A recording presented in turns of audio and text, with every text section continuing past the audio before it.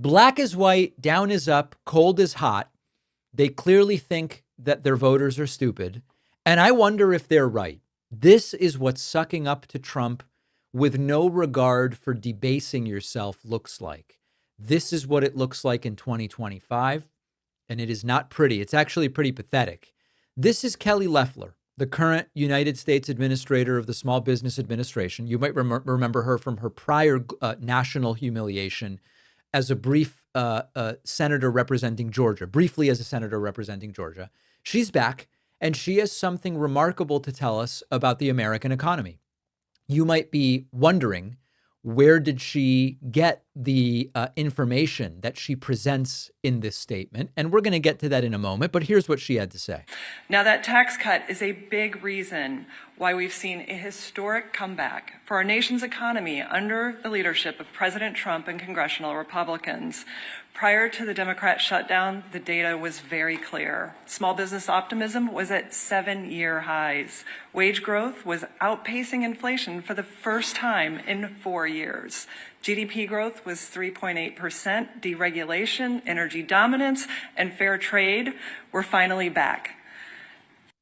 Now, that tax cut is a... What universe is she living in? Because it is not this one. Now, I want to tell you what's actually happening in the real world where facts still matter. The Trump administration has unleashed this chaotic raft of tariffs that have markets very unstable.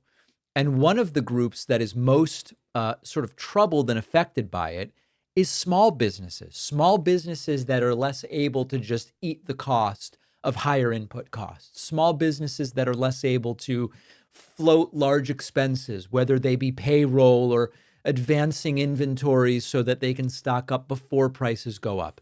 She is there, at least theoretically, to help small business. And small businesses are getting crushed by supply chain disruptions, by increased costs. Consumer confidence is shaky at best. But Kelly Loeffler says Trump has led a historic comeback. Now, some of the people getting crushed the most are the small businesses under her purview. So it's government scale gaslighting, not spin. Spin is when you put a slightly positive spin on a difficult truth. This is the opposite of reality. Now, Kelly Loeffler, her job description is support and protect small businesses. She's not supporting. She's not protecting. She's not advocating for them. She is simply saying the guy who hired me is doing everything perfectly and everything's great. And the tragedy of it is that it's kind of the ultimate sad spectacle of the political moment. You've got former senators, cabinet officials, anyone who wants to stay in Donald Trump's orbit. They have to pretend that reality is what Trump says it is. It could be absurd. It could be a Sharpie drawn on a hurricane map. And you say, that's the right path. Trump knows. And this is a classic trait of authoritarianism, because when the people in charge of economic policy refuse to acknowledge the problems of the economy, you don't fix the problems. They just don't get fixed. And so when the administrator of the Small Business Administration organization won't admit that small businesses are struggling, there is zero chance that anything is done to help those small businesses. Do you think anybody who denies reality is going to fix the real problems? And it reveals this fundamental contempt for the American people. These folks, Trump, Loeffler, whoever, they think we're not going to notice or we won't remember, that we're too distracted, too tired, or too uninformed to call out the obvious lies. So we go back to the opening question. Do they think their voters are stupid?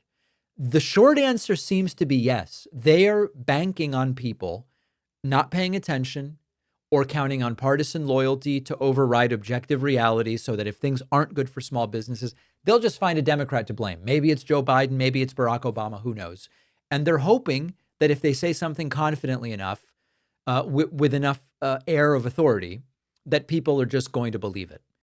Every time you Google your name, you will probably find dozens of sites that expose your personal information. This can include phone number, home address, family details. It's just sitting there waiting to be scraped or abused. Incogni is a privacy service. They go after these sites on your behalf. They contact the data brokers. They demand your data be removed, which the brokers are legally required to do.